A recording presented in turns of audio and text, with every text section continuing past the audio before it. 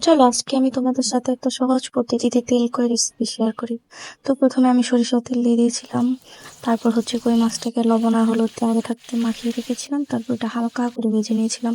তার কারণ হচ্ছে তেল কই রান্না করলে মাছটা একটু হালকা করে ভেজে নিতে হবে। তারপর আমি হচ্ছে একটা পেস্ট তৈরি করেছিলাম, সেটার জন্য পেঁয়াজ, আদা, কাঁচামরিচ আর টমেটো ব্লেন্ড করে নিয়েছিলাম।